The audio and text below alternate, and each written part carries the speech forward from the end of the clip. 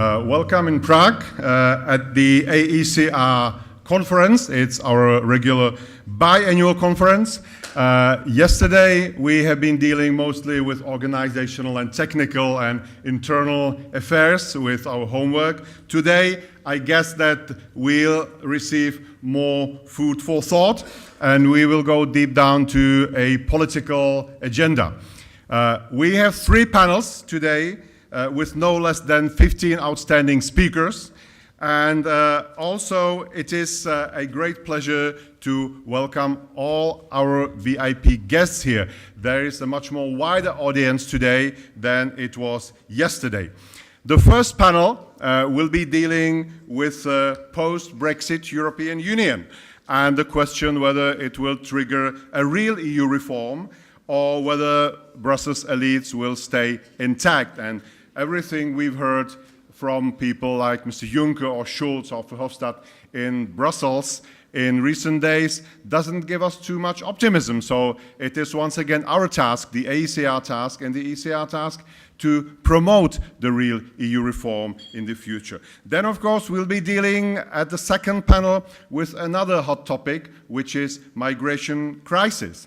And again, yesterday in Bratislava at EU Summit, we could have heard, and it has shown clearly, that there is a fundamental difference in dealing with this particular issue between what we can call old Europe and new Europe, because ideas of people like Merkel and Hollande and Renzi were quite different from what Central European countries, including my own country, the Czech Republic, thought could be done.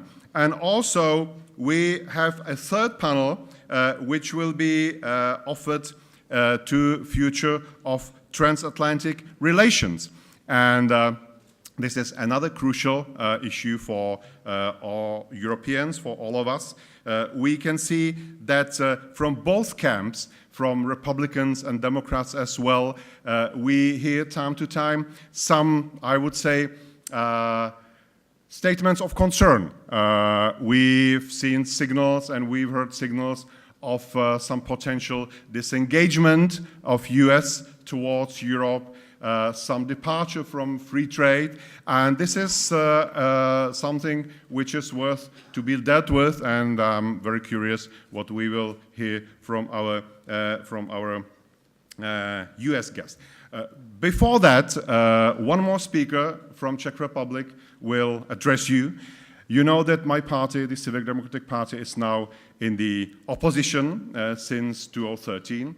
We've been in power in this country. We were running governments between 1992 and 1997, then again between 2006 and 2009, and then again between 2010 and 2013. We gave 3 prime ministers to this country, plus 1 president, but in 2013, we have suffered a crushing defeat. That's politics, that sometimes happens. It has its ups and downs. So we are now trying to recover ourselves. The process is slow, it's painful, but I think it's hopeful at the moment. And I hope that we will be dealing and doing well in next general elections next year in 2017. Therefore, I cannot give you, unfortunately, today any current ministers or deputy ministers or any governmental dignitaries, but I can give you at least former ministers or deputy ministers, one of which is my current party leader. He served as a Minister of Education in the last government led by ODS, by my party.